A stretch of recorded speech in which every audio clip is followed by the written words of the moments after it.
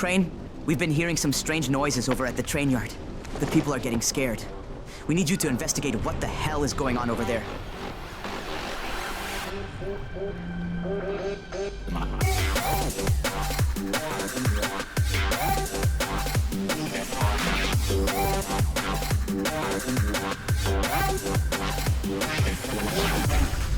Yes, everybody, today we're doing a Dying Light video. You do remember Dying Light, right?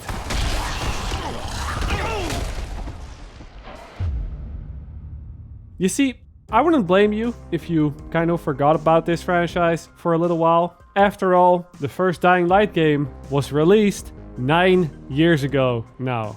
9. That's almost a decade. In that time, I became a Division YouTuber that bullied people in the Dark Zone for monetary gain on the internet. Fuck your family, motherfucker. Then I became a Destiny YouTuber that pushed people off ledges for monetary gain on the internet. And then I finally matured up and started doing these longer videos and these weird videos, also for monetary gain on the internet. My point is, it's been a long time and I'm getting very old.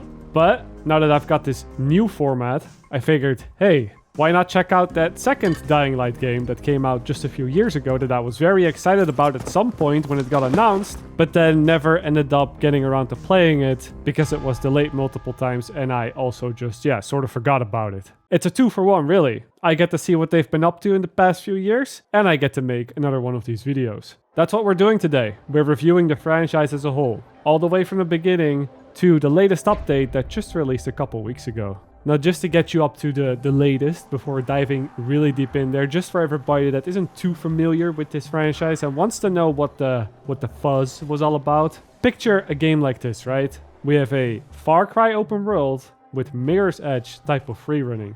There, that's it. That's really all you need to know. Thank you for watching. Hit the subscribe button, hit the like. Okay. Of course, there's a little more to it than that, because you can't just slap Mirror's Edge free running on top of a Far Cry map and expect it all to just work.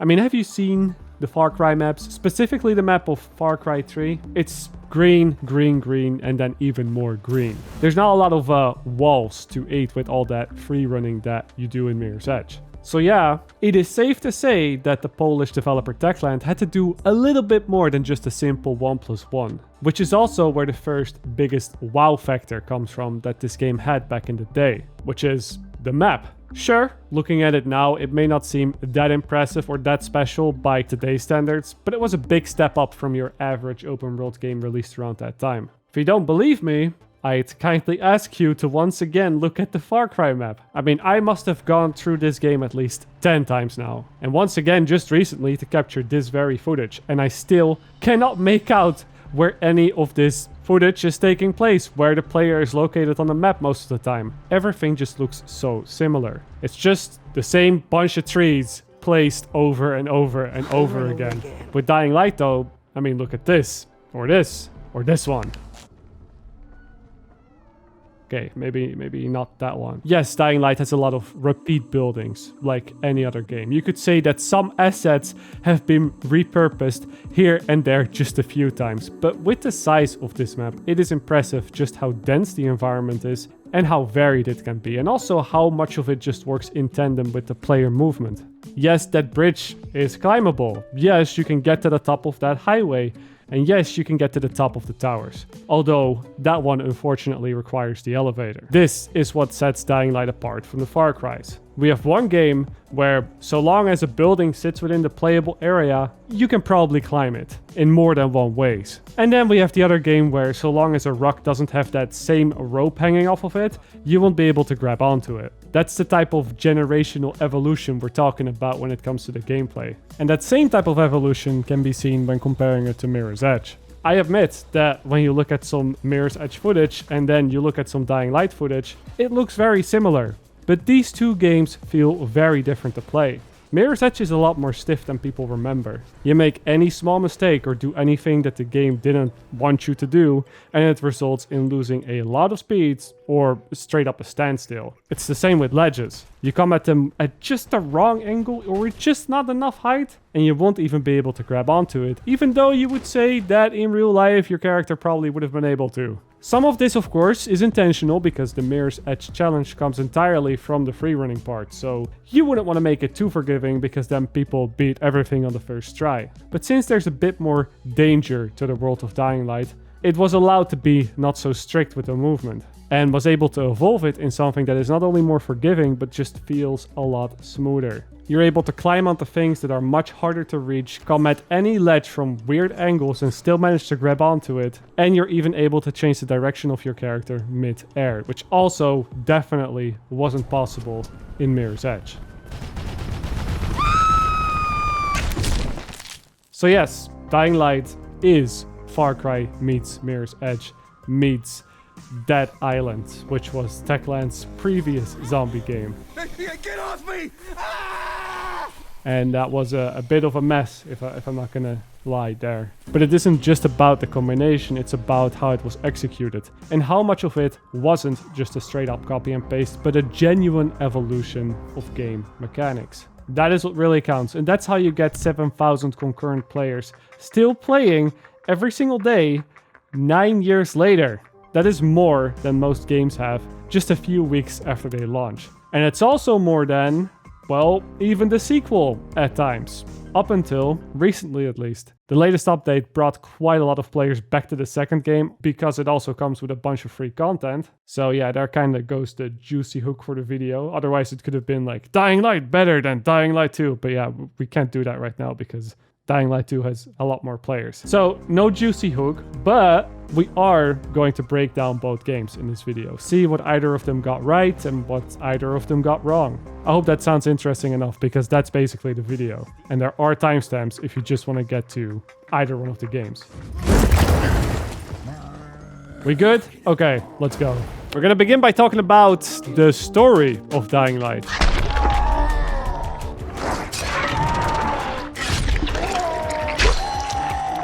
Yes, that story. In this game, you start off as a guy named Crane. Crane? Crane rhymes with train, and brain, and sane, and grain, and rain, and plane, and the other kind of plane, and you're being thrown into the city of Haran with the goal to find a guy named Rais. Will you be a dog and save the dwellers of the tower? It's this man, this dude right here.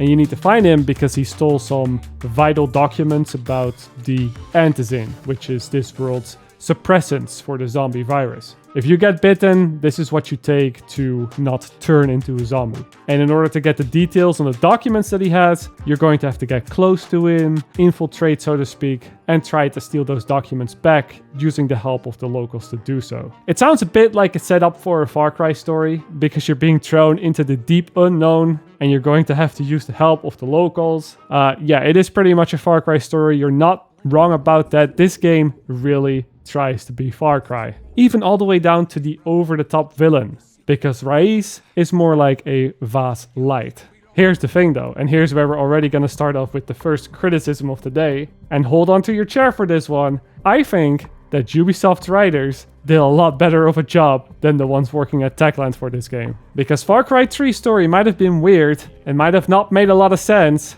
but the same goes for the story of Dying Light. And Dying Light, on top of that, is just extremely cheesy to the point where you really cannot take this game seriously. Crane, we see it. Great job. Thanks, I hope it's enough. It starts with the moment that you spawn into the game. You wake up in the tower, which is the city safe zone, but you get to hear that something went bad on floor 13. He's only on the 13th floor, but you might as well be trapped in a mine cave-in. Yes, it's gonna be that type of cliche. Floor 13. And despite people advising against you going to floor 13, you decide to go anyway to rescue a random dude because the actual rescue team in the safe area of this city is too busy waiting at the elevator and doing nothing, telling you not to go to floor 13. 13? Shit. That's gonna be some dirty work. So you go up, and of course it looks like this. There's so much blood, there's all these weird sounds that you hear, despite there not being more than a single weak zombie on this entire floor. That also dies in one hit. You of course find the wounded guy, just in time. You fetch him some medicine, and then that is when the actual rescue team shows up. The exact same guy that was previously too busy waiting at the elevator, by the way. Wow, that took a turn. I thought they told me that the guy in floor 13 might as well be trapped in a mine cave. That's how dangerous and difficult this mission was. This is kind of what this game does. It often gives you a setup for an interesting scenario, something really dangerous or something really serious, only for that payoff to just not really make a lot of sense. And sometimes the writers just forget about the payoff entirely. Like in the next mission where you get the task to destroy all the antizin medicine from a supply drop, because that will bait out the bad guy, Raiz. But you keep one of them with you, because it might be useful at some point. Oh, that's an interesting story beat. I wonder when that will come up again. Except it never comes up again, ever. And even when you and your friend are both about to turn into a zombie way later on in the story, and we have to make a choice on who to give the antizin to, well, the bad guy nicely supplies us with one dosage of antizin, and we just forget that I picked up the one at the start of the game altogether. You see what I mean? There's a million different ways in where this could have ended in an interesting way, and yet Techland chose to go with the one that made the least amount of sense. The story is just sloppy, and it barely holds itself together. Now, I'm not gonna say that Far Cry is any better, specifically Far Cry 3, where a lighter stops you from dying because it blocks the bullet that Fast tries to put in your chest. That's just as bad. But I've said many times that the story of Far Cry is held up by its interesting characters. By Vaas, pretty much, and to some degree Hoyt as well. Raiz isn't Vaas, in my opinion. He tries to be, but he just isn't. And so for me, there wasn't really anything holding this story together. And the reason I'm bringing this up at the start of the video, the reason why I'm already so critical here, despite, Dying Light maybe not really being all about the story, is because with Dying Light 2, as we'll soon see, Techland really went all in with the storytelling. There is so much story, so much dialogue, so many cutscenes in Dying Light 2 that if you play through the single player at a normal pace and don't skip out on any of them, I'm telling you, you'll spend about a third of your playtime just in cutscenes or talking to people. And that would be alright if the writing had improved. But as we'll see later in this video, it really has not improved at all. And I'd say that in some areas it even got worse. Do I look like I'm kidding? The city's got a lot of trash, and I'm the maid who's gonna make it the capital of cleanliness. Tell Hakon that it's not over yet. Hey.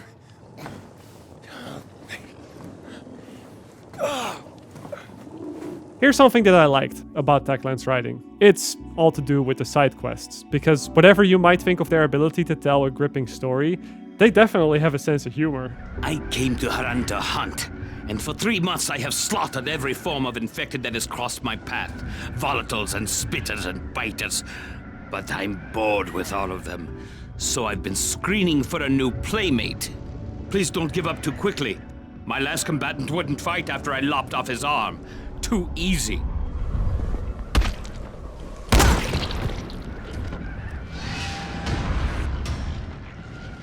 Tell me, when you think about side quests in open world games, are you thinking of chores? Are you thinking of the same missions, just copy and pasted in different areas? That's what I think about when I hear side missions. But with Dying Light, that couldn't be further from the truth. The side quests in this game, they feel like they've been written by the same developers that have designed the missions. It just feels like everybody at the studio got to make their own silly mission and just put in whatever they could come up with. Hello, Ghazi.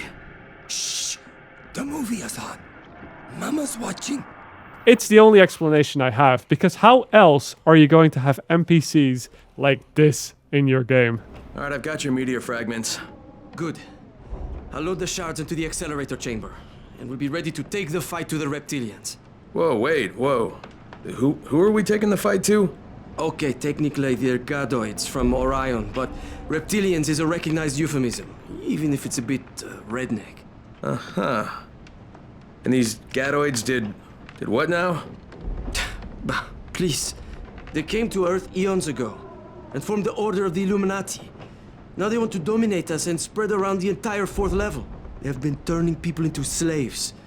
But now you're going to stop them, because you have this. Gee, thanks, David. Thanks a lot. At every corner, every time you start one of these side missions, you never really know what it could turn into. And the best part is that most of these missions lead you astray on purpose. They start off serious, with some NPC telling you that they have the antidote for the zombie virus, or something in that ballpark, right? You don't have anything more important than this, I guarantee it. All right. Tell me what you got. The source of the epidemic. Where? David can show you. And then you go along with them until you start realizing that something isn't quite right. And you end up collecting asteroid pieces to make an anti-alien gun or something. To top it all off, most of these missions also give you unique rewards. Blueprints, special weapons that you can't get anywhere else. Sometimes they're very useful, and sometimes it's just a little fuck you because you get a gun that doesn't do any damage and only attracts zombies to your location. But yeah, the game is filled to the brim with dumb stuff like that, which honestly makes this a world that is worth exploring in ways that other games just aren't. Either because other games take themselves too seriously, because they have to, or because they're too concerned with sticking to the existing formulas. I mean, even the Easter eggs in Dying Light are next level. Going down a bunch of chimneys to play a level of Mario and you get a wingsuit from it as a reward? That's just one of many examples. We'll look at items and rewards very soon though. For now, let's stick with the missions for a little bit longer because we've looked at the storytelling of those but haven't really gone into what you actually end up doing as the player. And spoiler alert, it is running. It is a lot of running. Like, a lot of it. That shouldn't really come as a surprise, seeing as this game really is all about free running, but still, it is a surprising amount of free running. Opposed to most open world games released around the same time, Dying Light does not have fast travel.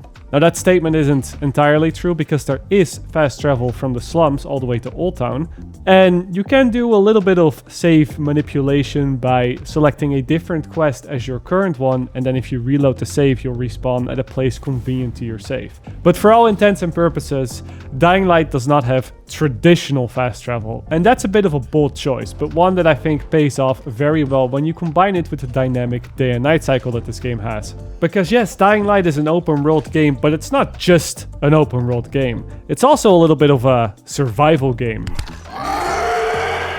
And that survival part comes out especially at night. Even if you haven't played the game, you've probably heard that Dying Light does this. At night it sends out these big zombies that are really fast and really agile and almost impossible to kill with just your starter gear, unless you of course know to push them off the edge with a simple kick.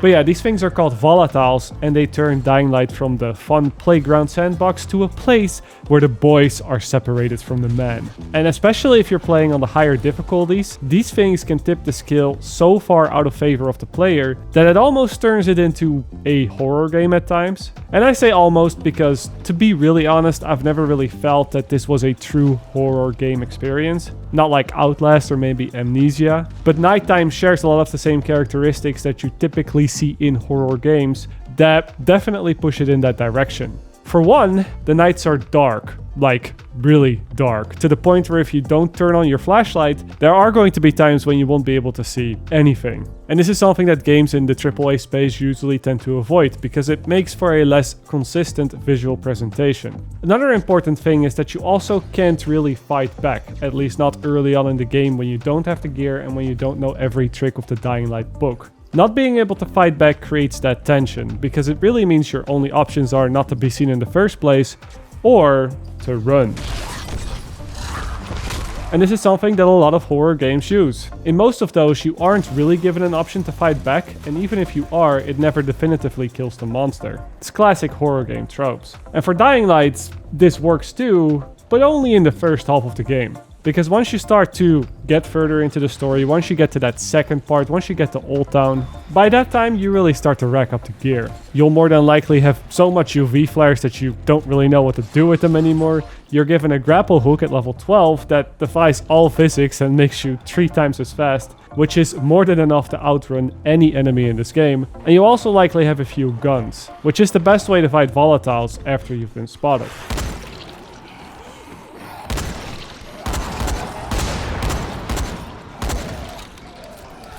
Now it feels like I'm going a little bit all over the place with the script here, but trust me, we're still talking about the missions, because again, what do you actually do during most of the missions? You get a quest, and then you run from one area to another area to do a thing for an NPC, and then you run back to whoever gave you that quest. This formula applies even to the main campaign. Get to the supply drop to get the antizin for the people. Get to the car traps and prep them before nightfall.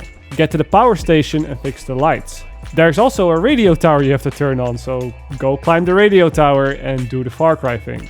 And these missions, they're only interesting so long as the world remains interesting and engaging to travel through. My point is that when nighttime travel becomes just as easy as daytime travel because you're given all these tools, the grapple hook, all these weapons to fight off the zombies, once you get to a point where you've unlocked so many safe houses that you're always within just a couple 100 meters range of one, it is then that even volatiles stop being threats. And when they stop becoming a threat, that is also the moment that the missions in this game start to fall incredibly flat. This is why a lot of the players have such a strong opinion on the grapple hook, one way or another. This isn't just about the grapple hook, of course, and it's not that the grapple hook is not fun to use or that it doesn't fit in the world. I feel like if you look at Old Town, that map especially is almost made specifically for the players to have this ability. But a lot of the player base still don't like the grapple hook because it takes away a big part of what separates Dying Light from all the other zombie killing games. And that is the horror elements, the struggle. And without that struggle, a lot of the other aspects of the game kind of fall apart as well, especially the mission design. And this all might be a good segue into the equipment and the gear and all the stuff that you'll be collecting during your playthrough. Because there is a lot of loot in this game, and most of it is a little bit weird. Like, you've got your colors here. You've got white weapons, green, blue, purple, orange, and yellow, your rarity tiers. And although generally speaking they're a decent indication of how strong a weapon will really be, this is far from always the case. You can have purple or orange weapons that are really bad, and then you've got some white weapons that are really strong. It all comes down to the base damage that these weapons are assigned with. And although this base damage goes up a little bit with rarities, Techland likes to do this thing where it only gives you shitty weapons early on in your playthrough, and it just scales up the damage of the weapons that you find in the open world as the player gets to a higher level. It does the same with zombies actually. The zombies, or any other enemy for that matter, do not have a visible level to the player, but they do keep getting beefier as you get further into the game. And you can actually see this happening if you pay close attention, because the zombie models that they use in the starting area is different from the ones you'll be facing later on. A general rule of thumb is that the more clothes a zombie has, the more health they will likely have. But even this is not really too consistent. I would say that these systems almost work like a proper looter shooter, where the player levels up and then the whole world levels up with him. There's stronger enemies and there's higher level gear to find that does more damage. It's a tried and true tactic that forces players to engage with all of the looting systems as they go through the game and not just call it quits after finding one good weapon. And it's also to keep difficulty somewhat consistent, giving the players the illusion of finding better weapons, but still not making the combat difficulty too easy. Although there is a problem with systems like this. Because much like with all the other looter shooters that use a similar looting system, it makes players not really want to engage with most of the stuff until they're at the end game. Or in this case, until they reach max level. Because why would you search every nook and cranny of this game world in search for cool or strong items if the items you're going to find are always going to be tied to your character level? It means that even if you get really lucky and get a weapon with a purple or an orange rarity tier, it likely still won't be that much stronger than what you already have. And so it's easier to just ignore most of the looting, go through the campaign, and just take whatever weapons are handed to you on a silver platter along the way. The only thing you'll lose out on are marginal increases for very limited times. And this really puts a dent in the economy system of Dying Light, and one that I didn't even think was needed in the first place. Unlike most looter shooters that focus on gear and builds, Dying Light has this one thing going for itself that would force players to interact with the looting system of the game anyway, even if enemies and the player and loot didn't scale. And that one thing is weapon degradation. You see, weapons only come with a limited amount of hits before they break, and they can only be repaired for a limited amount of times before they're broken for good. And even when it comes to your equipment, everything is a one-time use. Sure, you might have more UV flares than you know what to do with, but medkits and lockpicks, the player burns through this because health doesn't regenerate by itself, at least not all the way. And there are so many chests in this game and doors in this game that all require the player to have lockpicks to open them. All of these things would have been reasons enough to engage with the looting system, even if none of the items scaled with the player. The other problem with a system like this is that, well, Dying Light isn't a looter shooter, and it doesn't really have an endgame like one. It is built completely like a single player experience that, yeah, has some stuff for you to do after the story is over. Quite a bit of stuff, actually. But the endgame isn't where the real game starts. So if players are only really incentivized to dive into the looting and the crafting and the modding of their weapons when they get close to reaching that max level, well then that means that they're not really engaging with it when it actually matters. When they're playing the content that matters. What the hell was that? I found Jeff, and the gas is back on. That's a relief. Told you, he's irreplaceable. Yeah, well, I'm afraid you're gonna have to find a replacement. This is why I think we don't really need to go too deep into the modding and the blueprints for Dying Light. Mods can be used to up the stats on weapons, like damage and durability, and blueprints can be used to add status effects like fire, acid, and electricity, and also to change the look of them, sometimes in very dramatic ways.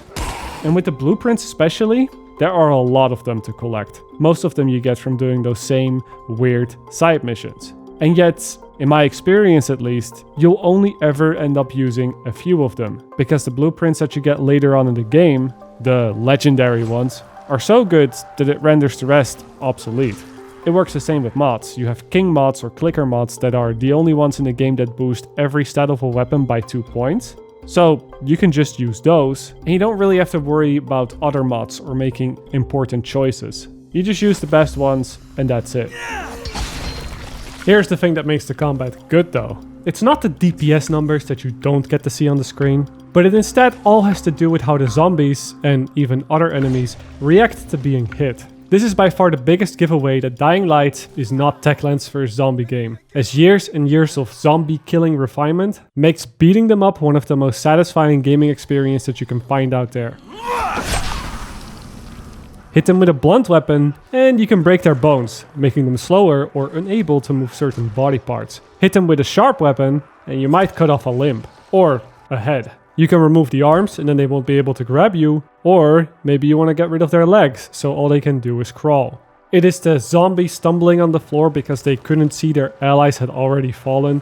It's the weapons in your hand that visually degrade as you get closer to breaking them. It's the zombies visibly losing flesh on the parts of the body where you hit them. Any zombie just reacts in a very convincing way to any force applied to them, which makes beating them down or blowing them away one of the most fun melee combat experiences I've ever had in any first-person game. And that goes double if you pair it up with the Easter egg Excalibur sword, which takes that heavy attack up another couple notches.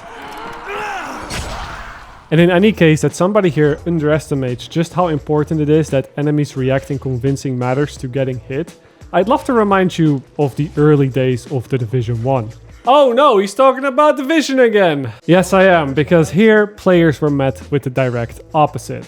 Enemies in Division 1, at the start at least, didn't really react to your bullets at all. And to this day, it is still the biggest criticism that this franchise is facing. That enemies are too bullet spongy and that they don't react in a satisfying way to getting hit. And I get it. Just load up into a countdown match in the Division 2 and see how many bullets you need just to kill one enemy. And now compare that to an enemy getting hit with a bullet in Dying Light. That's a bit of a difference, isn't it? And I know. It's apples and oranges. One is a single player game with looter shooter aspects, and the other one is a full-on looter shooter with a single player tied to it.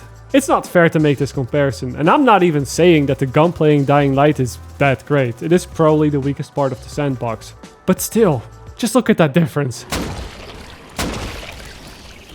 Another part that makes Dying Light combat so satisfying isn't just with how the enemies react either. Instead, it has all to do with the moveset that the player unlocks throughout the playthrough. The skills in the skill tree, which aren't just a 5% boost to poison damage resistance when you're crouched and looking up between the hours of 2 and 3 PM with your monitor disabled. No, this skill tree in Dying Light has abilities that really change up the gameplay and start to blend the parkour with the combat in a very nice way. You can unlock a slide, which, yes, should have been part of the base kit, but it was 2015, so there's that, I guess. But then there's also the vault jump, which does pretty much exactly what you want it to do. You can tackle, there's the infamous drop kick, which definitely doesn't break your own legs in the process. You can kick enemies down, you can do finishers from behind, stomp them when they're on the floor.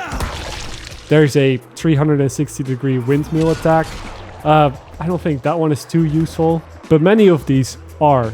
And they end up as important parts of your kit that you'll definitely miss if you ever decide to start over on a fresh character.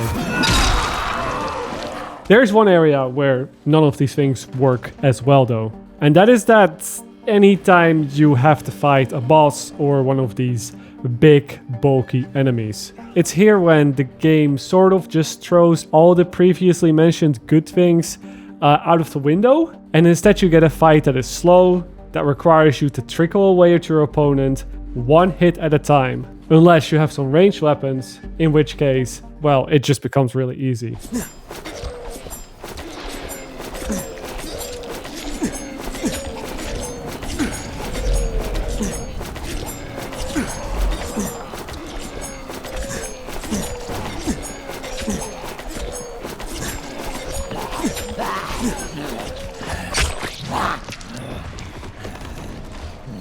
That is the thing with Dying Light combat. Regardless of what enemies you'll be facing, whether that be the normal zombies, the spitters, you have guys that explode if you get too close. But you even have the humans and the volatiles. The one thing they all have in common is that they all have their strengths and their weaknesses. All of them at least react to getting hit in some way or another. And even volatiles, when exposed to UV flares or just UV light, you're able to kill them quite fast.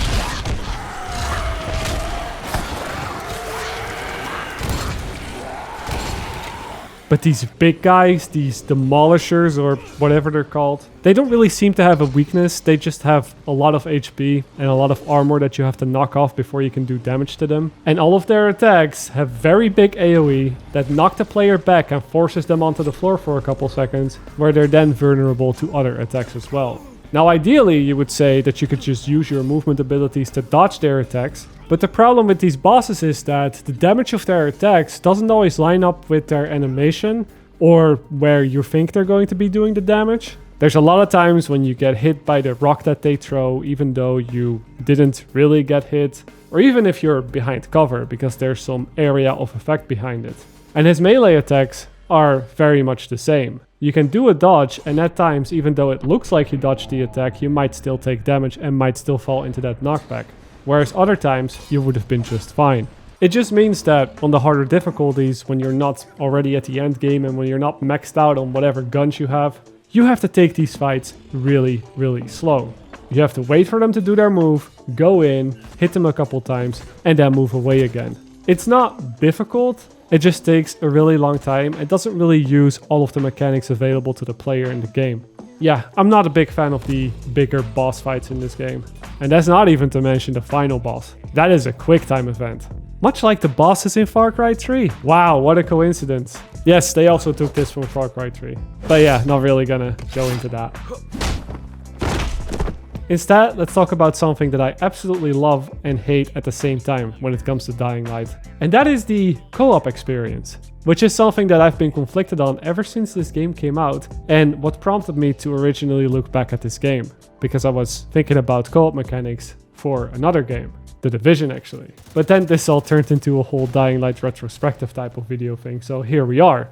Co-op, without a shadow of a doubt, is a key element of what made Dying Light so popular in the first place, and it's what allowed it to retain such an active player base for so long. So yeah, you could say that co-op is a very good thing, and I would agree. But then also, on the flip side of that, if you go through this game for the very first time, it is 1000% better to do that by yourself, in my opinion. It comes back to the point that I made earlier, with the missions being only as fun as the open world is, because a lot of the missions have you go from one place to another. Once the open world becomes too easy to navigate, once the challenge goes away, once the scares go away, the game just loses a lot of its charm, and nothing takes away the challenge in Dying Light as much as the co-op experience. There's a lot of things that contribute to this, but for one is that the game doesn't really scale up with multiple players. That's all because Techland doesn't want to mess with the time to kill, which is a good thing because making enemies more beefy than they need to be can really harm how a game feels.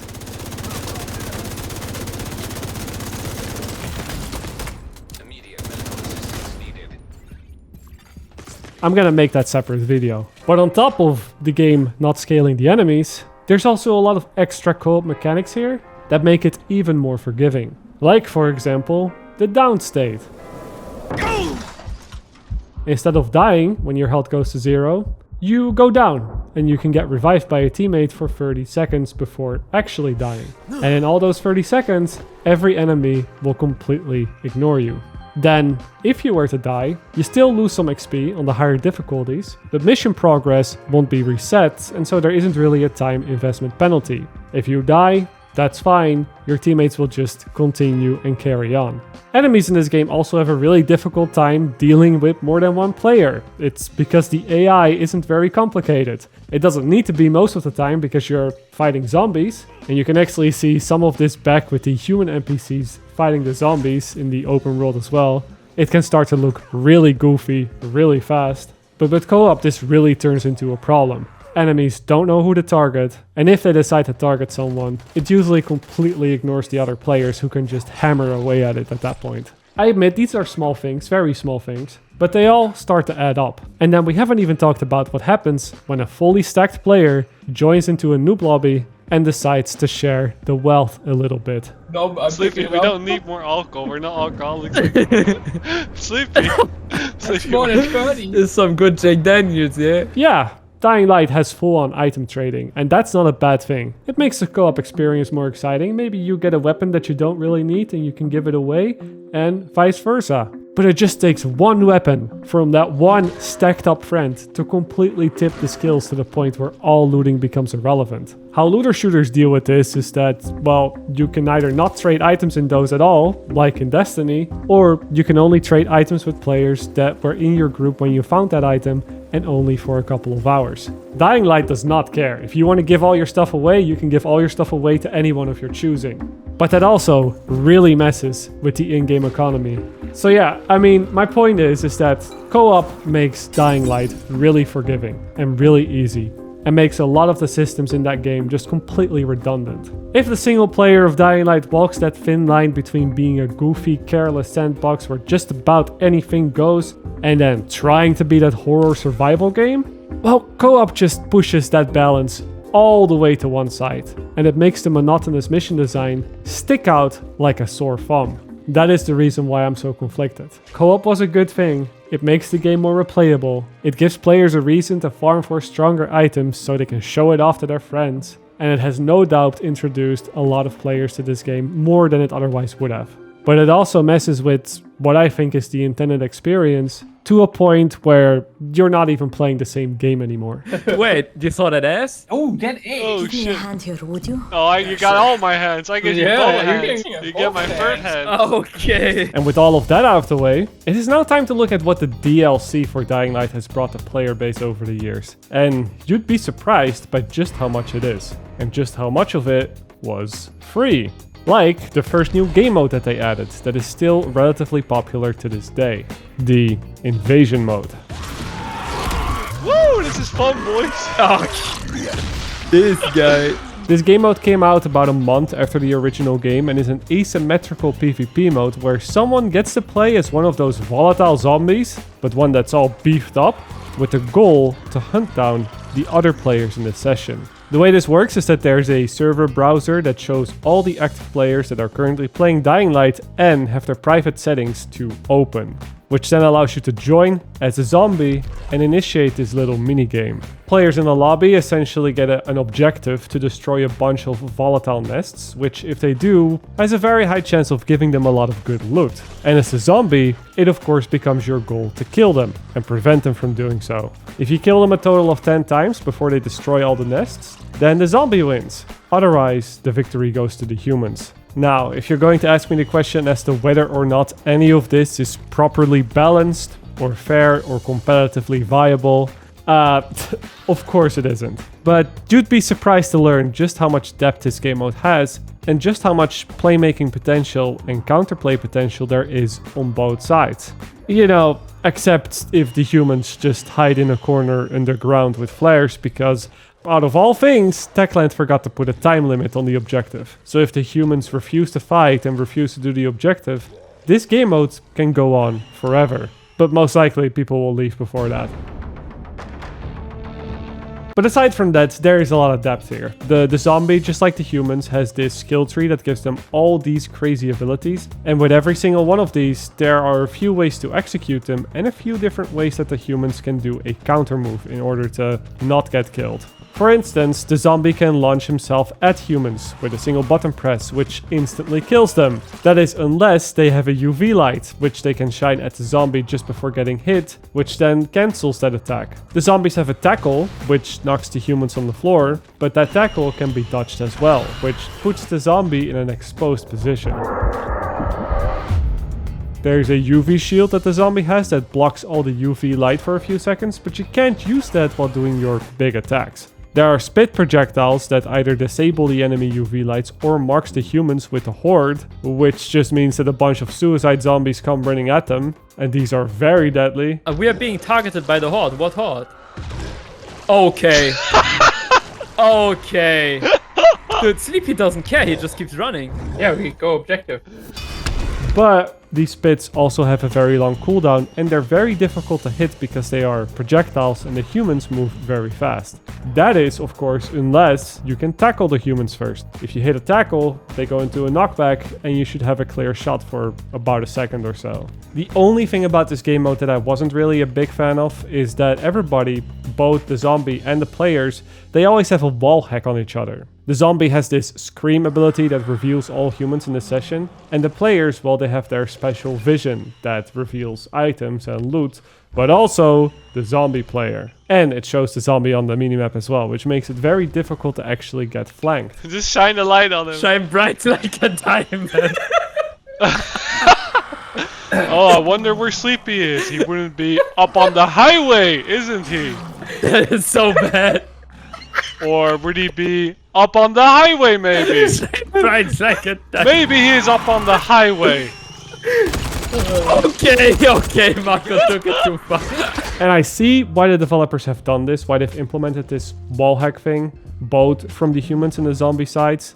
I mean, if you think about it, players at the end game have so many tools at their disposal, and their movement has been power crept so hard with the tendrils, the grapple, and about every ability from the skill tree. And this city is very large. So if there wasn't some sort of way to tell where players were, you'd be looking for each other all day.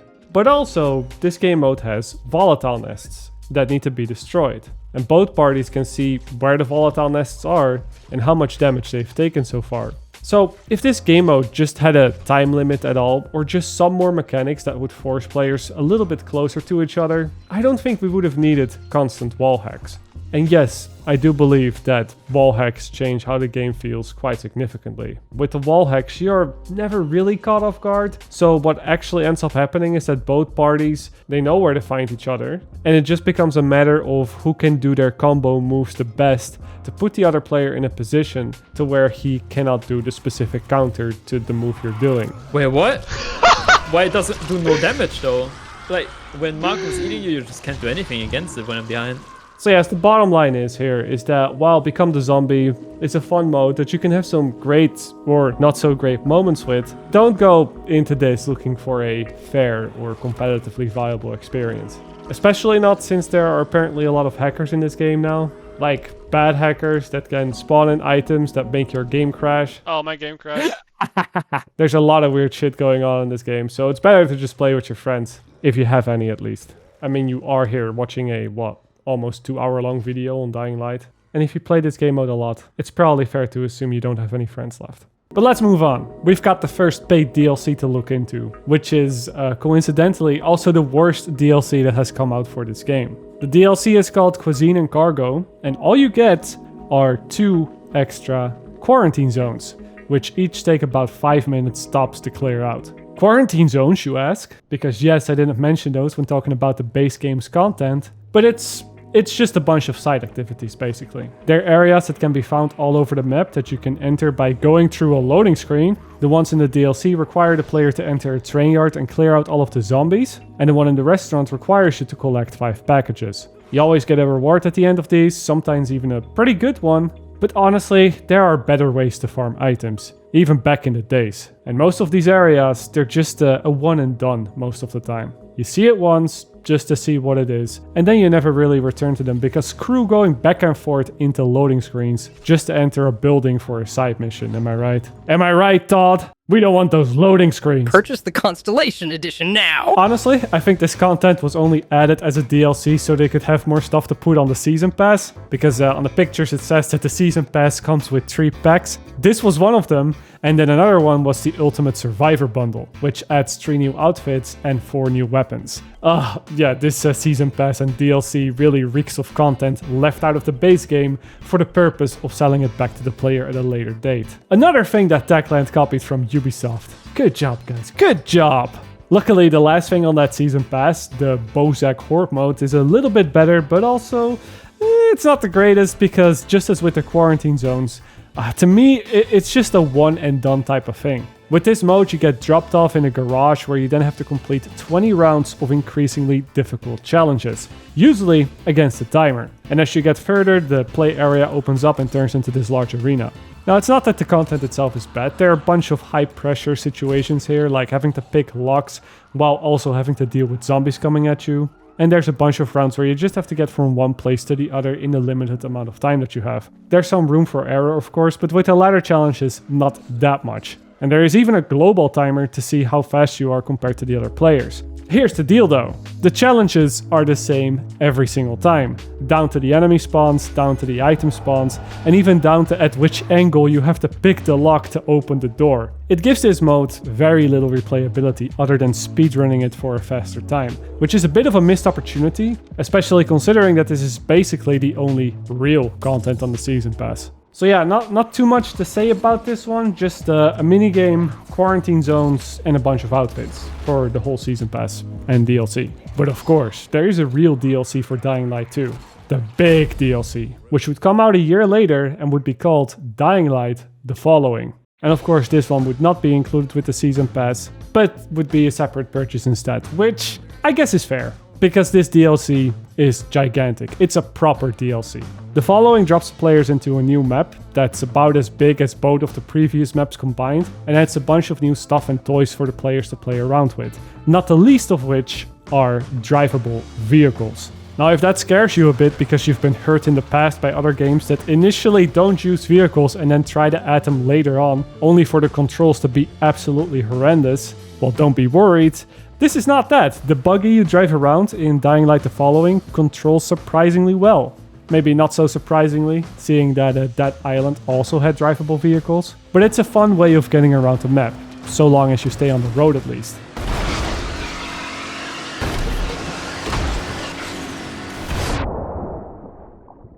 And that's the thing with this DLC. It attempts to make this buggy a core part of the gameplay loop.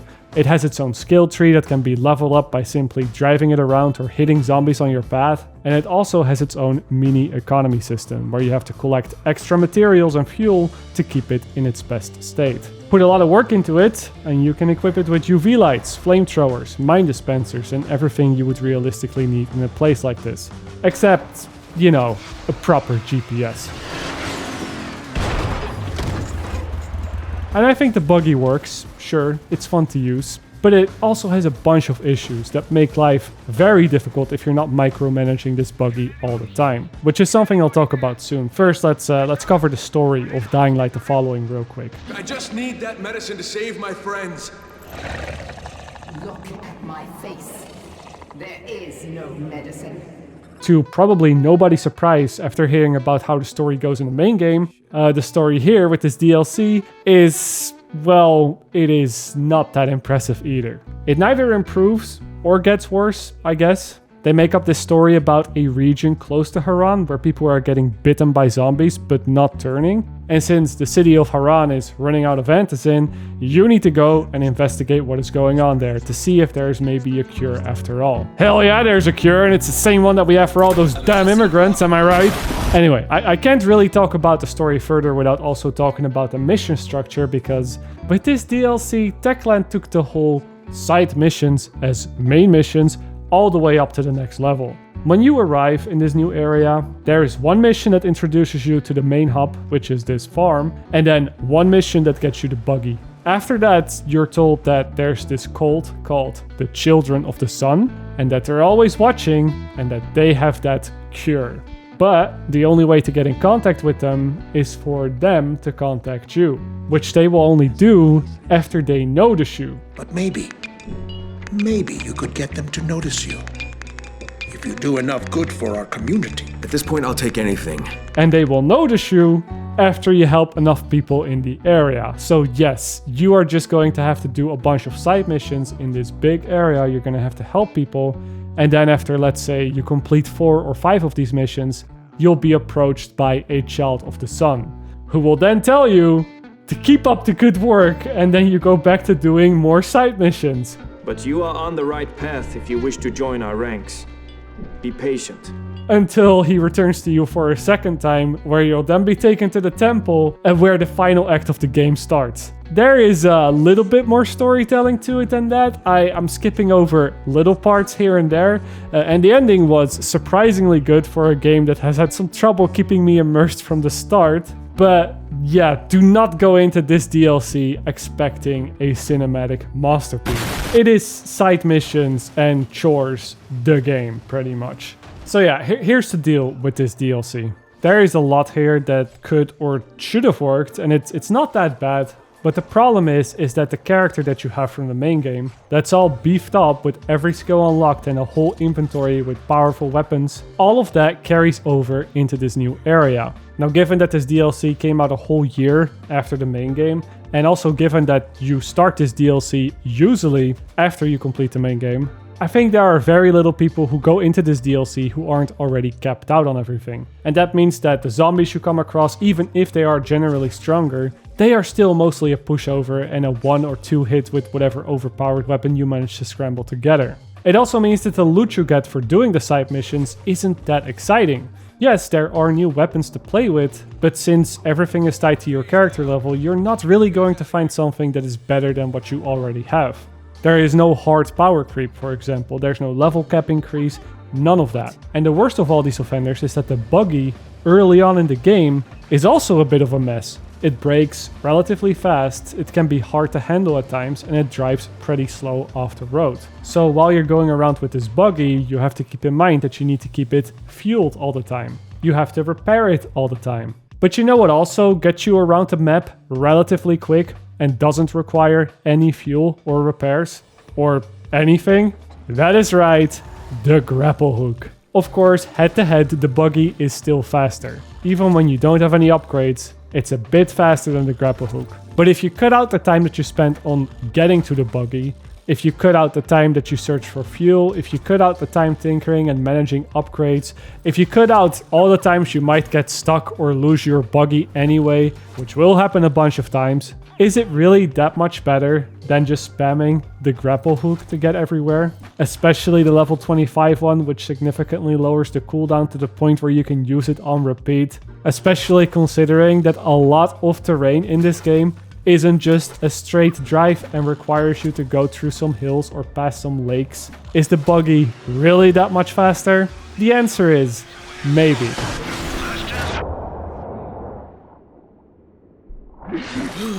And it depends on where on the map you have to go. If you have to go all the way from the top to the bottom, then yeah, it's probably a good idea to use the buggy. But in a lot of cases, the grapple hook isn't that much slower and doesn't cost you any resources or require you to babysit a vehicle.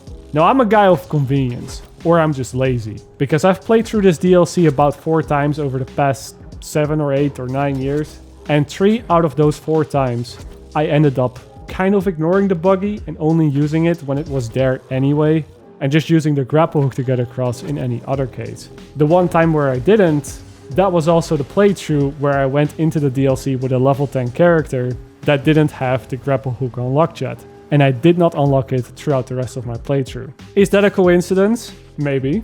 But when talking to my friends, they've had similar experiences. And I don't think I have to explicitly say this, but when a DLC for a video game centers all around a new thing, and then that new thing can not only be ignored completely, but is also fairly convenient to just ignore a lot of the times, well, that's not really a good thing, is it?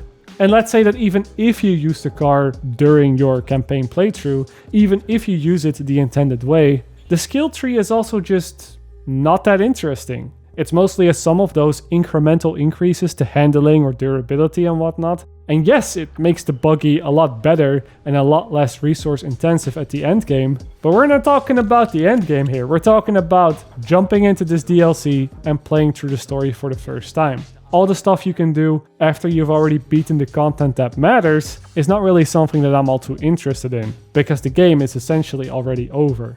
I am aware though that the following is a fan favorite DLC, and maybe somebody down below can tell me what made this such a fan favorite to begin with. I know it's put on a pedestal by a lot of the hardcore players, but I just don't really see it. I really feel that this DLC highlights some of Dying Light's weakest elements, which is the repetitive mission structure and traveling through a world that isn't challenging the player anymore, while also not really playing into its strengths all that well, which is parkour.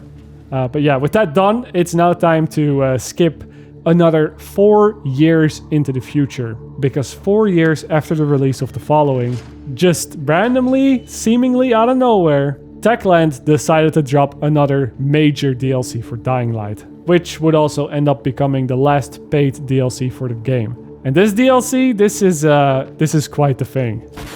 The name of it is Hellraid, and it was actually supposed to become its own standalone game at some point. You see, in 2014, before the release of Dying Light, Techland was working on another game as well, which was this medieval melee combat dungeon crawler type of game. They had a bunch of trailers ready and a release window for late 2015. But because of Dying Light's unexpected and massive success, Techland put everybody working on that game on hold and moved most of the staff onto the Dying Light DLC and started to work on Dying Light 2. You probably guessed it, and maybe some of you already knew this, but this Hellraid game never really saw the light of day. So somewhere down the line, probably when Techland knew with 100% certainty that the game would never be released, they decided to flip it and turn it into a DLC for Dying Light 1. And well, here we are. Yes, this DLC is the definition of an asset flip, but that doesn't necessarily mean that it's bad.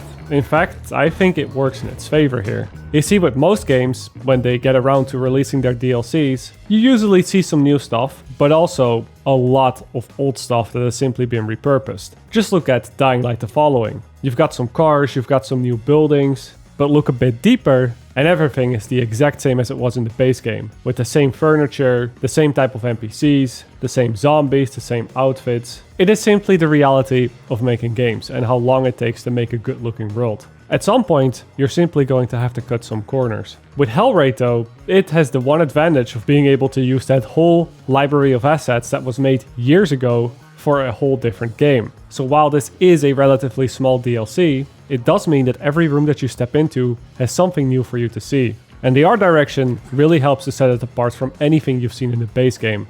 And it does make me a bit more curious about what that medieval Techland style game really would have been like. As for the gameplay loop itself, it's alright. And as with the usual Techland fashion, it's a bit more arcadey than the theme would let on.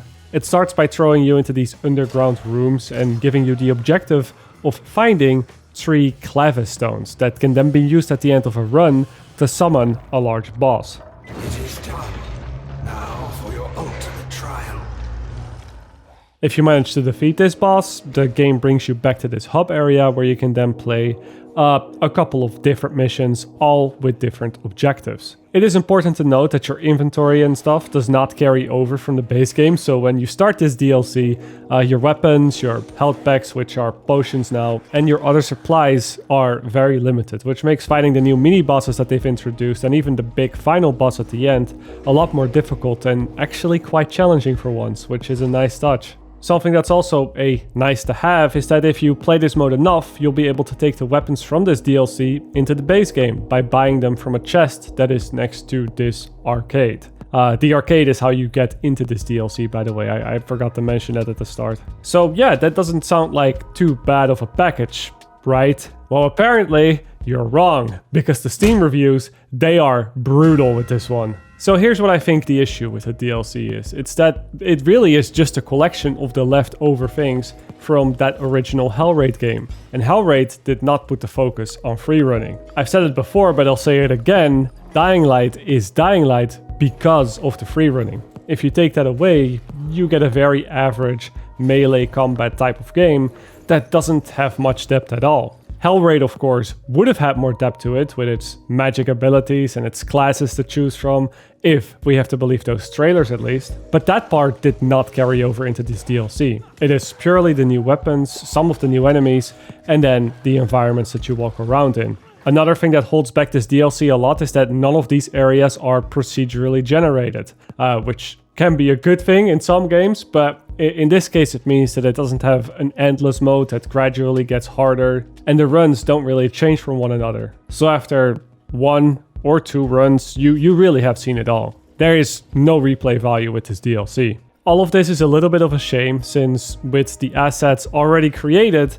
the developers really could have made something special with this with relatively little work hours. But instead, they made a minimum viable product that is carried by work that was done years ago. So yeah, don't believe the Steam reviews. The mode is not that bad, but I do understand some of the disappointment there. And I would say that was all the DLC for Dying Light, which of course isn't really true, because throughout the years Dying Light has received many small updates, all for free, sometimes with substantial content like the prison heist mission, which just takes the player to this massive prison infested with zombies that can be difficult to beat. And I'm not even gonna count all of the small weapon updates and outfits and buggy skins that they added to the game. There's a lot here, but I don't really think it's important to go through all of that, because this video is already long enough. So I'm just gonna wrap up Dying Light 1 here, which means it is finally time to see how well the sequel did.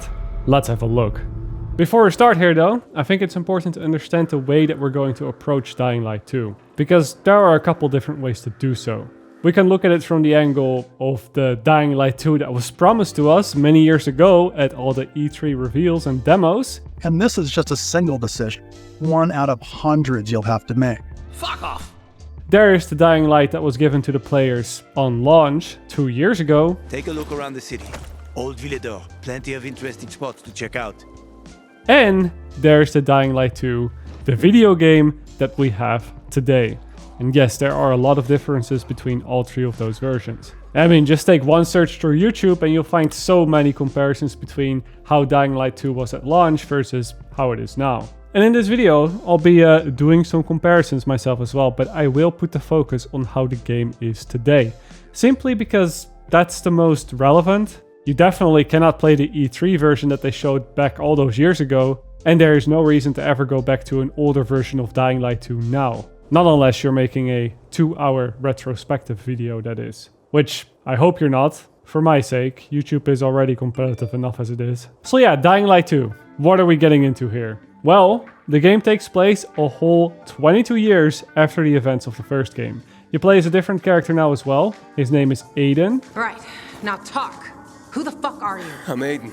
Because everybody in Haran has died. For reasons.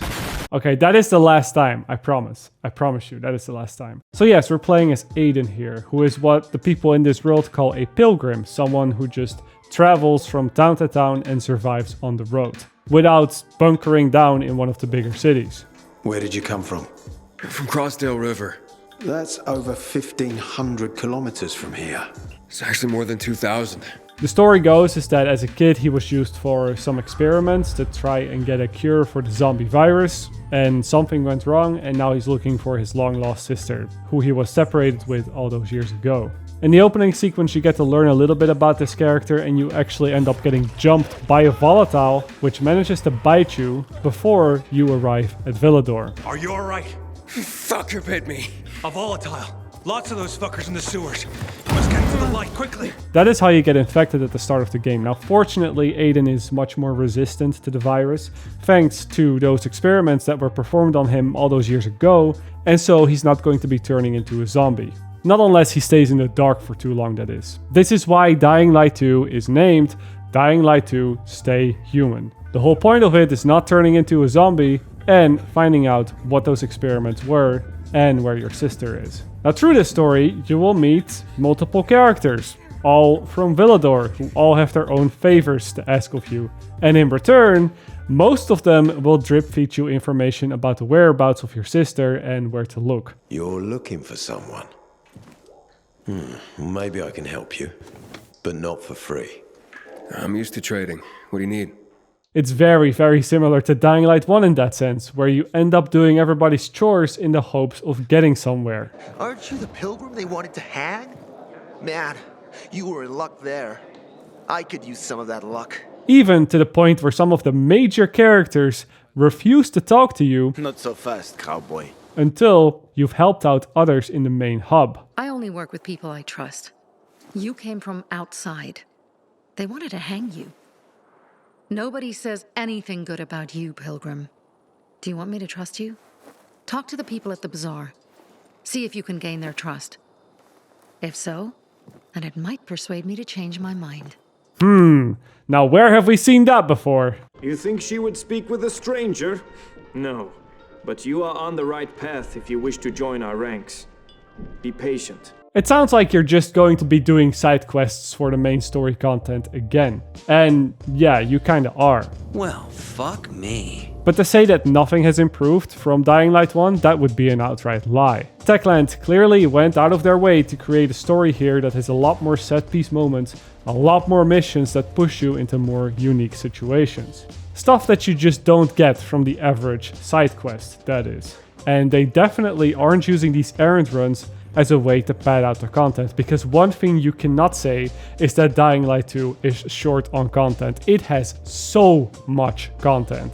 The story alone is at least twice as long as Dying Light 1. Rushing through it, you will still spend 20 hours going through the main campaign. It is a lot. But also, as I kind of hinted at earlier, at least 6 or 7 of those hours are also going to be spent in cutscenes or at moments where you're kind of just talking to people or waiting around for the dialogue of others to finish. There is so much dialogue in this game, which I think is the biggest double-edged sword of this campaign. Yes, the missions are more unique, they are bigger, they are higher in numbers, and the developers wanted to tell a more cinematic story with them. But also, in their quest of telling this bigger and more cinematic story, they went really hard on, well, the cinematics.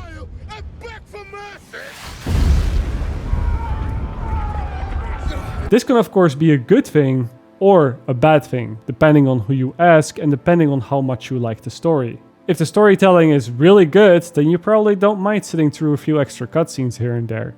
But as I alluded to earlier, I just don't think that the storytelling in this game has improved all that much from Dying Light 1. There's no way it could become contaminated. Not a chance. My supplier Marco always has clean water. So, maybe it's revenge. For what? Everyone loves me. Never had an enemy in my life. Wait a second. Wait. Shit. Except maybe Marco. That bastard. Come to think of it, he's got an axe to grind for me. As I said, the whole point is to find your sister and find out what happened to you all those years ago. That's how the game starts, that's the setup, and at 90% of the way there, this is still where you are. Sure, you might have met a lot of characters along the way who you surely would have helped out in different ways by turning on the power in different areas and doing all these chores, but from a main character goal perspective, the story just doesn't really go anywhere. Right up until the end, where everything just happens all at once. Mia, is that you? Aiden, what happened to you? You find your sister, you find out what really happened, and then the game just ends. And everything you did in between, well, it doesn't really matter in any way. This isn't just something that you notice as you finish the game either. It is painfully obvious that the game is dragging you across these missions over and over again just to keep you going. I did what you wanted. It's your turn. Get me to the center. Opening the tunnel to the central loop is beyond my pay grade, Pilgrim. Tossing new characters at you left and right who are all as expendable as the previous one, despite getting a lot of screen time. Goodbye, Hayden. Until we do not meet again.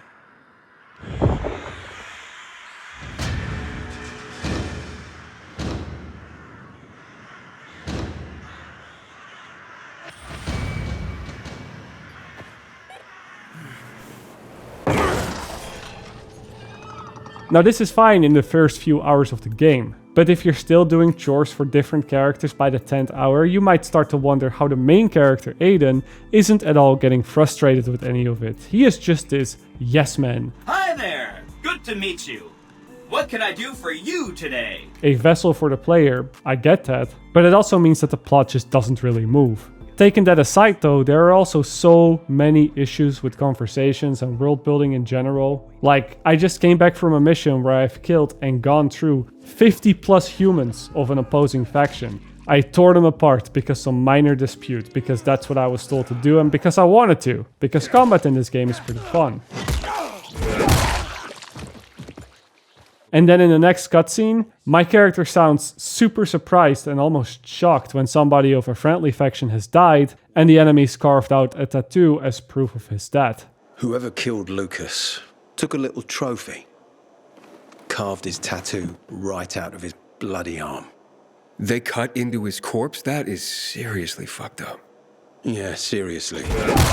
I mean, with 15 years of experience on the road in this world and a kill count at least in the hundreds, you'd expect Aiden to at least be able to react in a different way here. I mean, we do have options in conversations now, different dialogue choices, but it's all a different version of the same thing and they never really pop up when you would really want them to. The only reason why this is really here is just to give some extra dialogue, some extra information to the player. But it's not like you need that information because the mission marker will point you in the right direction anyway. It's the same for the world building and the mission structure really. Like the whole idea of this game is to stay human. It is in the title, which is done by staying in UV lights. Now the developers obviously use this mechanic to create some more interesting scenarios where the player has to move through areas fast before the timer runs out. It's good in concept and sometimes it's executed well, but other times those save zones are nothing more than just a UV stick laying on the floor. It's kind of weird how we don't have our own UV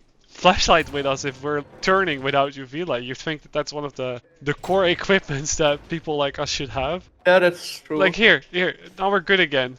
Just pick it up and bring it with you. Yeah, it makes sense. And it's a game where you can loot stuff as well, like resources. Who wrote this? Yes, the same type of UV sticks that we had in Dying Light 1. The same types that we can craft later on in the game to circumvent this mechanic completely. And yet, we cannot pick up this UV stick right here as the player. I know why we can't, because it would break the whole challenge of this area. But realistically, we should be able to. Like, it just doesn't make sense for our character to not be able to pick up this UV stick. Or many others for that matter. And I can do you one more too. Like, how does a guy that has spent 15 years on the road and has survived all that time? What's it like outside the walls?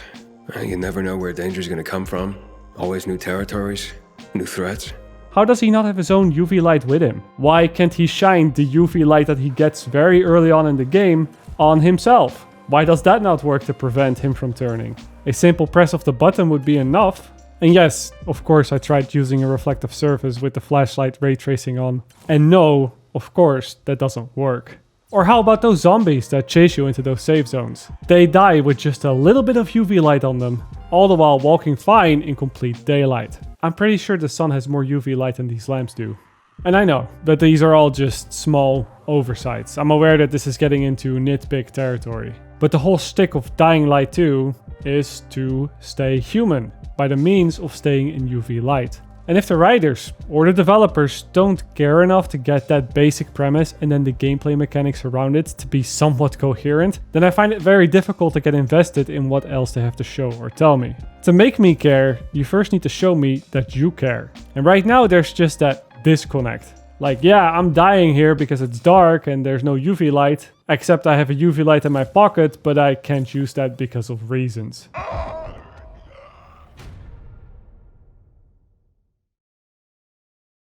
Another pain point that falls somewhat in the same ballpark is with, well, all of the bad guys in this game. The Renegades is what they're called. They're supposedly one of the most dominant factions in Villador, a force to be reckoned with if I have to believe what the characters in this game are saying. Yet, have you heard how the Renegades talk to each other? Like, have you actually taken a good listen? Walt needs to access that Giori place. You get it? That's why we have to find that pilgrim. He's offering a lot of fucking crystals for what he's got, and a lot of boosters. Do I have your attention now?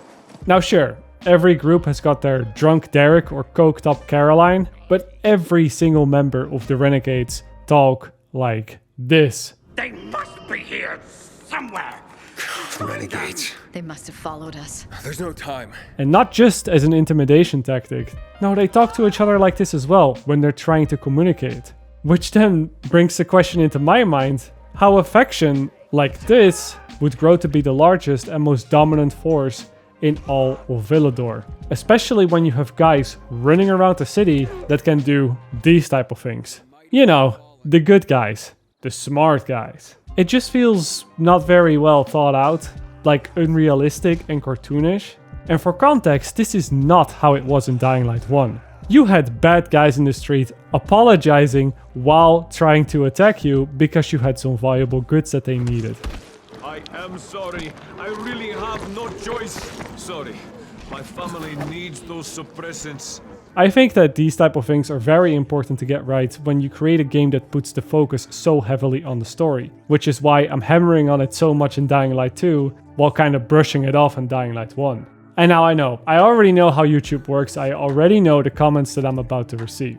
There's gonna be a bunch of comments that are gonna tell me that, well, if I don't like the story and if I don't care too much about the characters, I can just skip all of the cinematics and just get on with the gameplay. I don't know why I'm making such a big deal out of this. But I don't think that's a very strong argument because if the developers are spending this much time and this much effort creating those cutscenes and building this world, the last thing they would want is for players to not care about it and skip it, right? It just doesn't really work like that. But just for the sake of argument's sake, let me now show you an example where this hyper focus on the cinematic approach hurts the gameplay as well. Right here, I'm getting to the second part of the map for the very first time.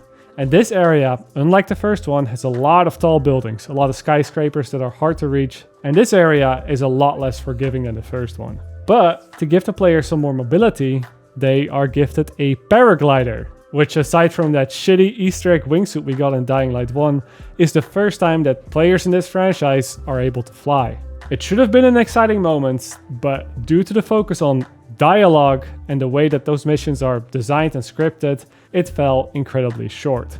To show you what happens, well, the character introducing me to the paraglider is quite playful and takes a head start, telling me that it is always a race. You better keep practicing if you hope to beat me. I didn't know it was a race. It's always a race, Aiden. Okay, fair game. So I follow her to the top of the next building, where I then see an air vent in front of me, something you can use with the paraglider. And even though I'm a little bit hesitant, get going. The moment she screams, "Get going," is the moment I jump off this building. So I take a leap, only to be met by a screen that tells me I am leaving the mission area. See, what I was actually supposed to do is talk to this character first. But you have to control the wind. Otherwise, it controls you. Who then needs to give me a lecture on how to use it, only to take another head start in the same direction.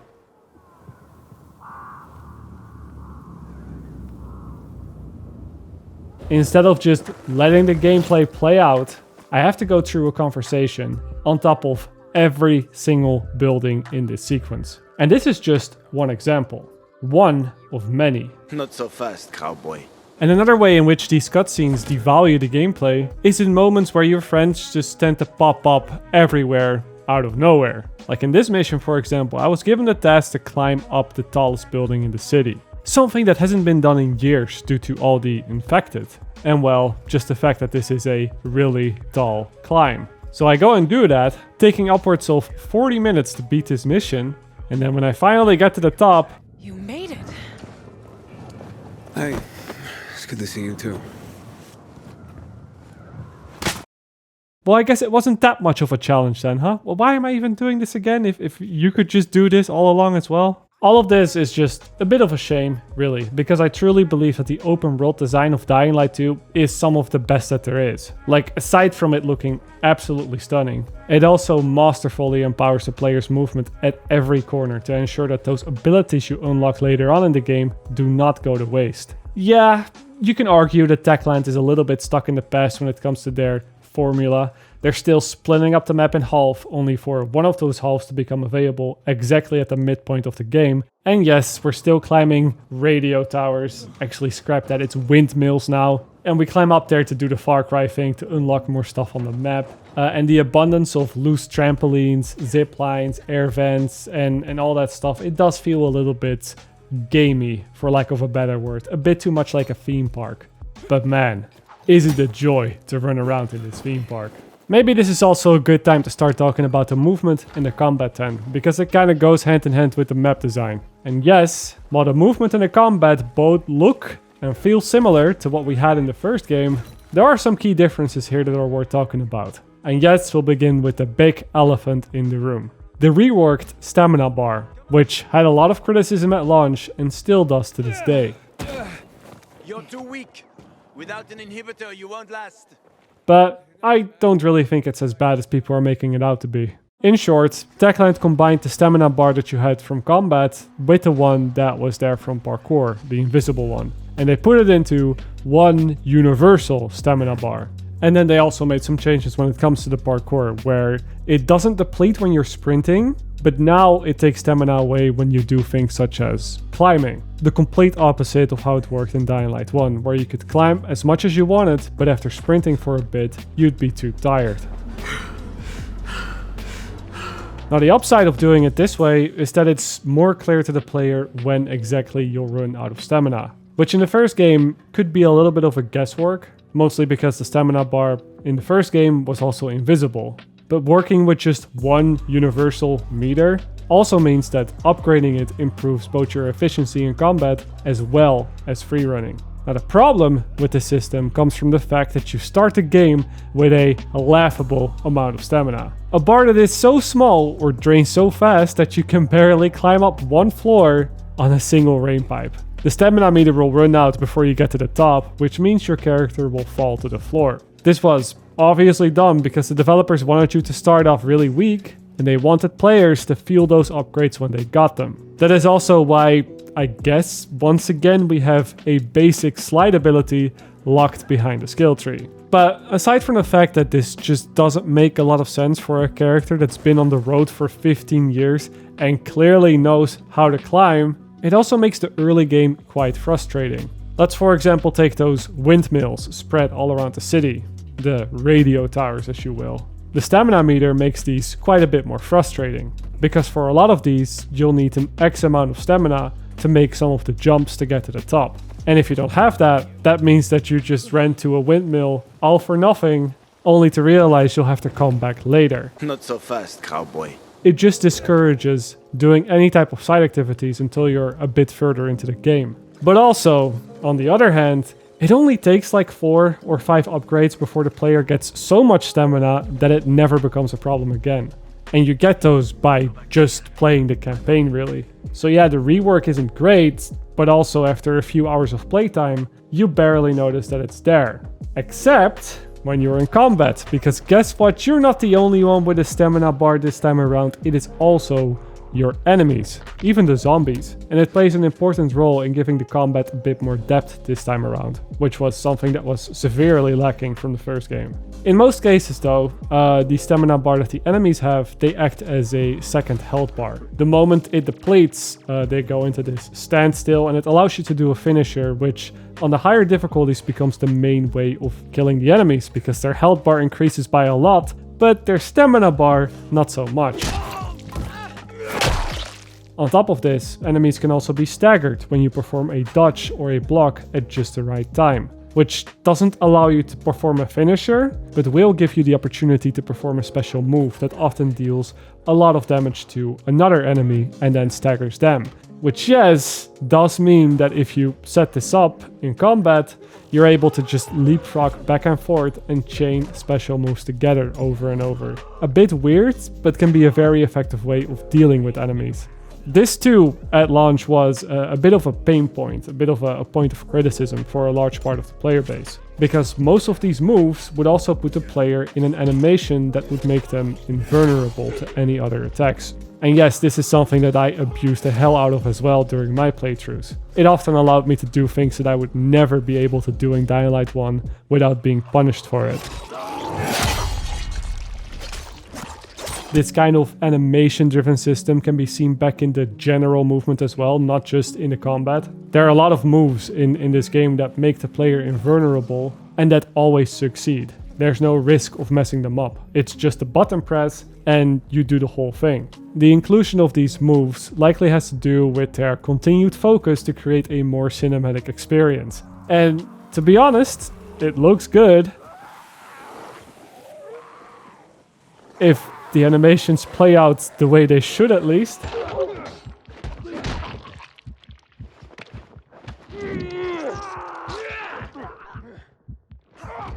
But it does come at the cost of losing some realism, some difficulty, or maybe just a bit of player agency. And it also meant that at launch, the normal moves, the normal attacks, didn't feel nearly as good or powerful as they did in Dying Light 1, because it was all about the special moves.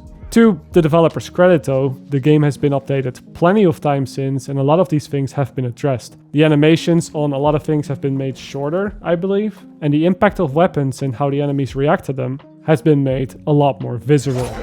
My biggest criticism with the combat is that the issues that were present in Dying Light 1 don't seem to have been addressed all that much. The big guys are still kinda just frustrating to fight, unless you have a ranged weapon, in which case it becomes boring. And the normal enemies still don't really know how to handle the simple kick, no matter how strong they are supposed to be. Which means the moment that you fight them next to a cliff, the moment that you're on the high ground, or the moment that you're next to some water, because enemies in Dying Light 2 cannot swim, you pretty much win the video game. Okay, so I've been pretty harsh on a system that is ultimately still very competent and functional, but that's only because, in my opinion, it just isn't better than what we had in Dying Light 1 already. Some parts might be, but definitely not everything. It's pretty evident though, that this is all the result of Techland trying to evolve the formula in different ways. And regardless on whether or not they succeeded in every area, wanting to push for more or better is something that is always a positive. So instead of bashing this system further into the ground, let me now tell you, for just a minute or two, where I think they could have iterated on with the movement and with the combat, instead of going the way of all these big animations. And this means that we're going to take another look at the grapple hook. You see, the grapple in Dying Light 1 was way too powerful, mostly because it defied all logic and all physics. It could be spammed to make you way too fast for any zombie to catch you. You could use it to get out of any situation easily, and it could even be used to break falls. Techland obviously knew that this was way too powerful, as most of the challenges, even in Dying Light 1, forbid you from using this tool, but probably kept it in the game because they decided it was fun. Now, instead of removing it in Dying Light 2, they reworked it. It no longer defies all physics, most of the time at least, and it now acts more like a Spider-Man web swing.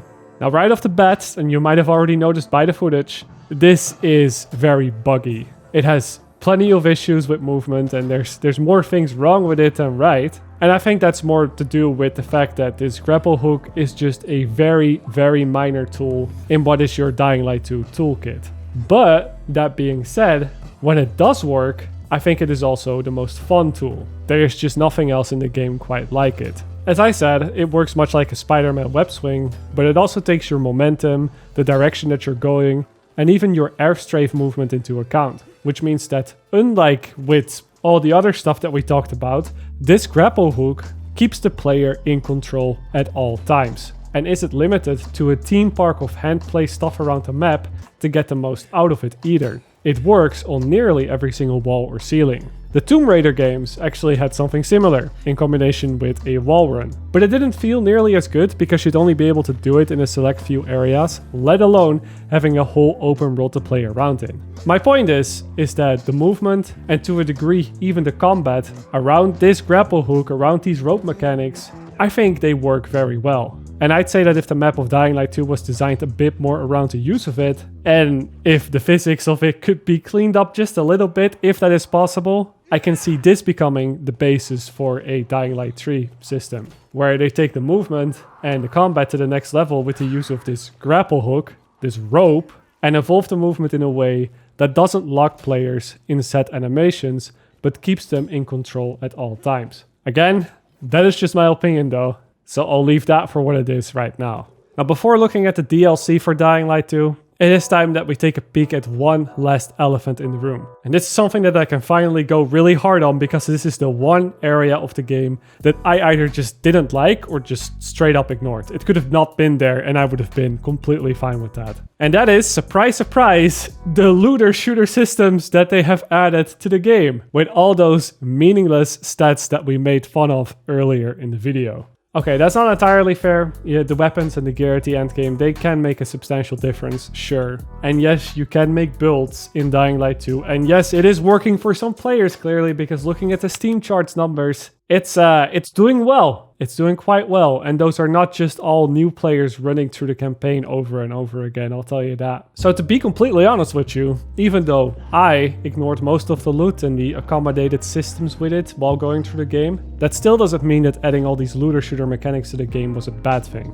But this is also my video. So now I'm going to spend the next few minutes explaining why it didn't work for me, because I've got quite a few reasons. And first up on that list is, well, much like in the first game, there simply is very little reason to deck yourself out with top tier gear. Unlike most looter shooters, you know, your Divisions, your Destinies, there just isn't any content that requires the player to at least have a decent build. There aren't any raids or incursions or dungeons in Dying Light 2. If anything, the gear that you collect in this game is just going to make the content that you're already doing easier. But as we also already talked about when looking at the Dying Light 1 open world, once this game gets too easy, it loses a lot of its charm, because a lot of the content is built around the idea that traveling through this open world remains a challenge for you. So getting a good build in Dying Light 2 doesn't make the game more exciting.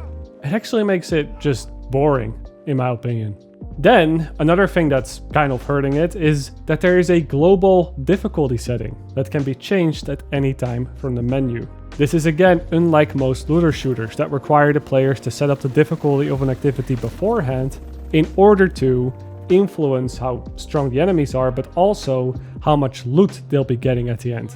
Playing on a higher difficulty comes with better rewards. In looter shooters, that is, not in Dying Light. So this is gonna sound a bit weird, but if you want to have the experience of having a maxed out build with a lot of damage, then why not just play on easy for a little bit to see what it's like, without investing 30, 40 or 50 hours into getting the perfect gear.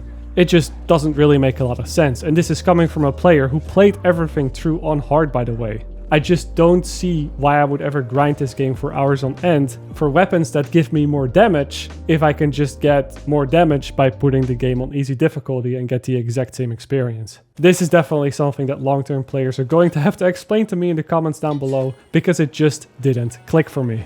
And then, on the bottom of my list, there are also a few ways that the extended focus on these looter mechanics have potentially hurt the rest of the game a bit. Something like zombies having a health bar. I mentioned this in my Call of Duty Zombies video, but if you add a health bar to enemies, then that gives a lot of information to the average player. Players can hit them and see how much damage the enemy takes and how much more hits they would roughly need to kill that enemy. It immediately signals to the player that yes, this is an enemy that can be killed instead of just this big scary thing you have to run away from, and it just gamifies the experience immediately. Even if you cannot kill the enemy straight up, the presence of a health bar alone signals to the player that some way in the future you're going to be able to kill it. And that is not something that players are instantly aware of the first time that they see a volatile in Dying Light 1. It makes a big difference. Of course, there's the argument that, hey, you can disable health bars in the options menu by disabling it in the HUD.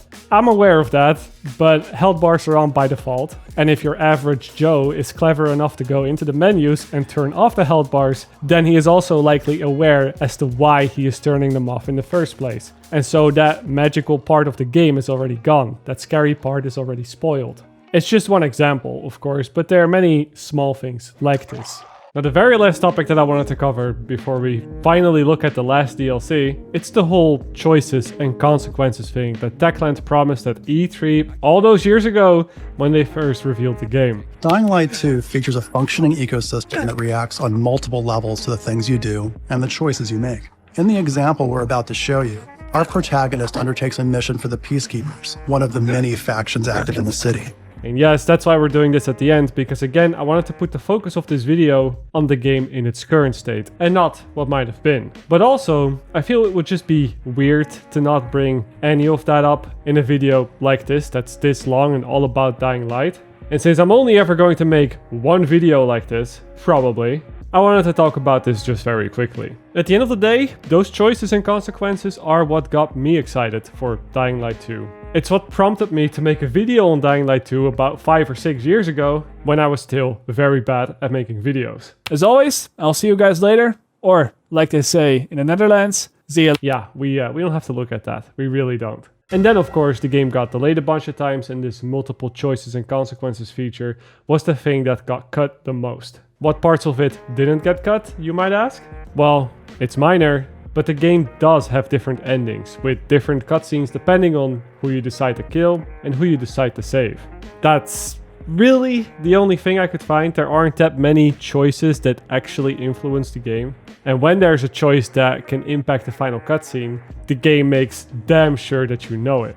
These are no subtle choices. Like Hakon, for example, one of the characters that you'll meet very early on in the game.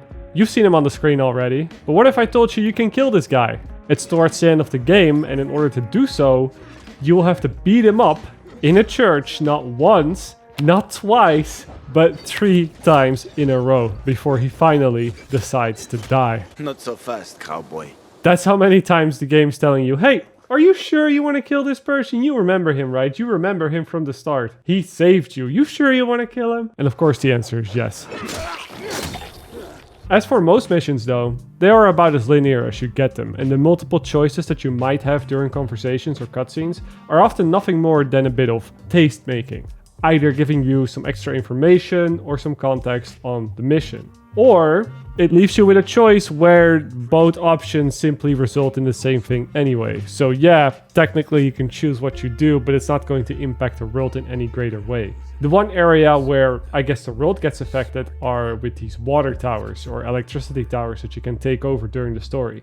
There are 2 factions, and depending on which faction you give the water tower to, well, that's the faction that's going to be in charge of that area, and they will make changes to the map. One faction might hang up a bunch of zip lines so you have easier traversal, while the other faction might put down a couple extra car traps so you have more stuff to distract the zombies with. But as of story consequences, it's nothing like it was presented in the E3 videos. You won't see the world change around you. NPCs are going to be NPCs. And co-op died for this, guys. Co-op died for this. Yeah, of course, Dying Light 2 still has co-op play, but whenever 2 people play together, only the host gets any story progress, because of course, you wouldn't want his choices to affect your world. This is a bit of a step down compared to Dying Light 1, to where if both players were at least in the same mission in that game, they could progress together. That's not really possible in Dying Light 2. That was your final chance. But yeah, no, we don't have time to go into that. We'll just talk about the DLC, which is called Bloody Ties. And although it was part of the Season Pass and something you had to pay for at launch, it was recently made free to all players as part of the rebranding of Dying Light 2. And that is also the reason the player-based population has spiked recently. Now, Bloody Ties is what I would call a proper DLC that is not as big as the following from Dying Light 1, but still holds its own in terms of content and, well, how fun it is to play. DLC starts off on the regular Villador map, where you get to enter this underground fighting arena. you meet this dude with a fedora who wants to be a great fighter, and together you beat up everybody, only to learn that the fight that was going on here was just a small fight. And if you want to get into the big leagues, well, you have to prove yourself by doing a bunch of challenges around the map, after which you'll be kidnapped, put in a van, and brought to fight to the death to see if you are truly worthy. To sum it up, yeah, this DLC is more or less the arena from Far Cry 4, but it's bigger and better, and with all the bells and whistles that you might expect to see in a place like this. Can I get an autograph? Yeah, why not? And although, yeah, I missed the running around in Villador a little bit, the one thing I can say is that I actually enjoyed this DLC a lot more than the base game in a lot of ways. For instance, this DLC focuses mostly on, you guessed it, the gameplay. It's maybe no surprise that a DLC that focuses entirely around a fighting arena tasks the players with fighting in this arena and beating many challenges in the process. Run through all the hoops within a certain amount of time, kill all the enemies within a certain amount of time, collect all the collectibles within a certain amount of time, and of course, my favorite, try to survive for a certain amount of time.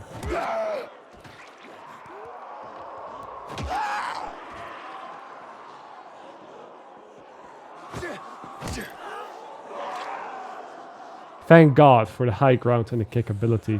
The end goal of this DLC is of course to build up your reputation in this arena. You've got to become number 1 and then go head to head with the current number 1 in one final boss fight that is probably the best boss fight that the series has had so far, but that also doesn't really tell you too much. A nice touch was that at the end of it, you get to put his mask on and the cycle then all continues. And I feel like the writing, when it comes to this DLC, has also improved quite a bit compared to the base game. Perhaps that is because it wasn't met with a million delays and staff changes throughout 7 years of development, or perhaps it is because it is a more limited and smaller scope. Like here you learn that the guy you kill at the end, the number 1, was the brother of the weird dude with the fedora. And that's why he wanted to get into the arena and get really good. And you end up killing both of them in your journey to the top. And then their father, when he gets really upset at you. You killed him! It's nothing groundbreaking, of course. Nothing that changes the fate of Villador. But it was more entertaining, somehow, than the mess that was the base game, where I was looking for my elusive sister for 20 hours, and then the game ends 20 minutes after I actually find her. So yeah, I think this was a overall solid DLC, solid first release. Again, not quite on the same level as the following, but that DLC was just huge, and I wasn't expecting something like that.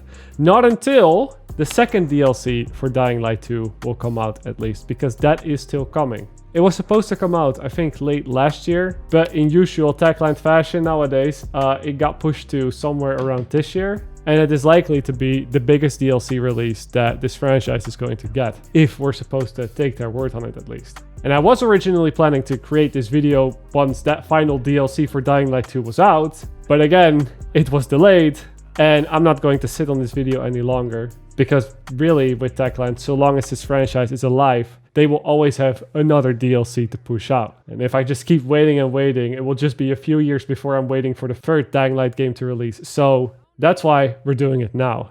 But yeah, that pretty much wraps it up for today. You might have noticed, or you might have not noticed, that this video wasn't as heavily edited as that they usually are. That is mostly because, well, the last few heavily edited videos on the channel haven't been doing too well, to be completely honest. And so I think it is time to maybe try and get a decent upload schedule instead, to be a bit more consistent. Right now, I'm going to aim for one of these type of videos on the channel roughly every month, keeping them the same length and with the same depth, but go a bit easier on the visuals. And then a bit further into the year, let's say August, we'll see if the results of uploading more frequently are worth it in any way. And let's be honest, you know, with a lengthy video like this, I'd reckon a good portion of you either watch it on the second screen, listen to it at work, or have it in the background, right? Let's not kid ourselves. That's how I watch long-form content as well, so I started thinking that maybe the fancy visuals don't really matter too much anymore on YouTube. See this as a test. Let me know if it was any less enjoyable because of it. Thank you for coming to my TED Talk. And also thank you for watching or listening to all of this. I know it was a long one, But hey, I've got another long one coming up next month, hopefully. So yeah, see you all sooner than the usual. Bye.